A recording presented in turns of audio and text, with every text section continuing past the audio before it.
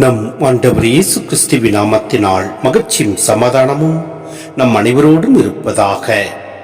கொலாசியர் 1:20-23 முடிக.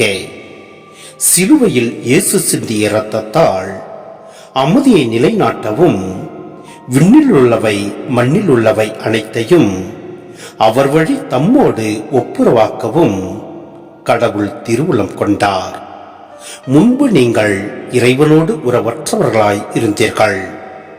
அவரை பகைக்கும் உள்ளம் உடையோராய் தீச்செயல்கள் புரிந்து வந்தீர்கள். இப்பொழுது நீங்கள் தூயோராகவும் மாசற்றராகவும் குறை சொல்லுக்கு ஆளாகாதவராகவும் தம்முன் விளங்குமாறு ஊனுடல் எடுத்த தம் மகனது சாவின் வழியாக கடவுள் உங்களை தம்மோடு ஒப்புரவாக்கினார். நீங்கள் நற்செய்தியை கேட்டு பெற்றுக்கொண்ட எதிர்நோக்கை இழந்து விடாமல் நம்பிக்கையை அடித்தளமாக கொண்டு அதில் உறுதியாக நிலைத்திருங்கள்.